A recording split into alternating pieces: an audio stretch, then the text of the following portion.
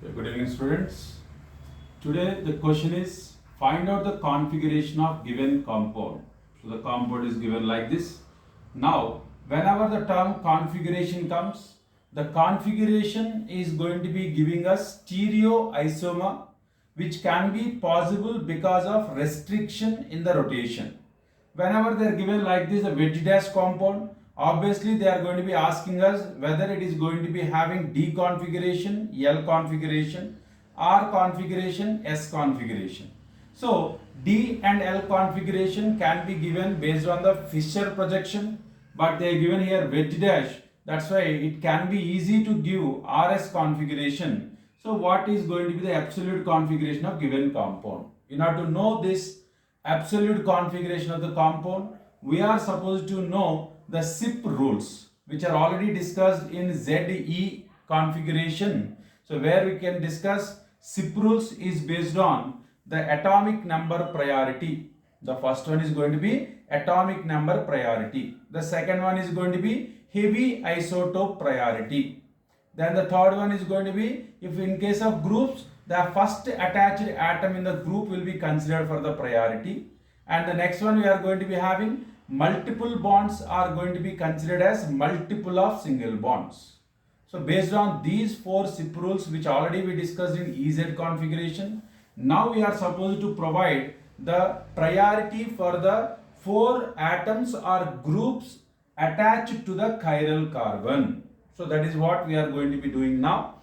According to the priority order, atomic number will be given out of bromine, chlorine, carbon attached to this one is going to be given first priority for bromine, second priority for chlorine, third priority for methyl group attached carbon, fourth priority is for this one.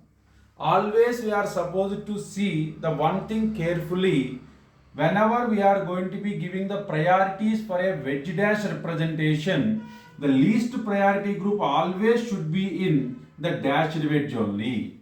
If it is not going to be present in dashed wedge, then we can able to make that particular least priority group onto the dashed wedge by doing the even number exchanges.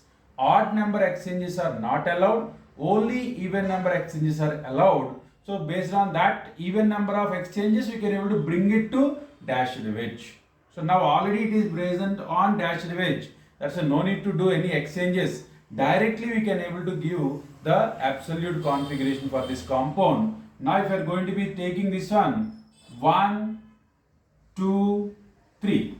Always we are going to be observing our eye will be going in which direction, whether it is clockwise or anti-clockwise. Now my eye is going to be from 1, 2, 3, it is going in a clockwise direction. That's why I can able to give this configuration for the compound is R configuration.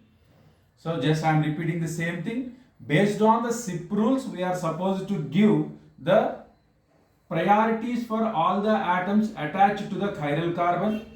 Why we are doing that one? The least priority group is on dashed wedge. We can able to take 1, 2, 3 direction. If it is clockwise, R configuration. If it is anti-clockwise, S configuration we are giving it. In this case, H is already on the dashed wedge. That's why I am taking 1, 2, 3 position. It's going to be clockwise direction. That's why it's going to be R configuration. If it is not on dashed wedge, then we can do even number exchanges. Then we can provide the configuration for that particular compound. I hope everyone understand. Thank you.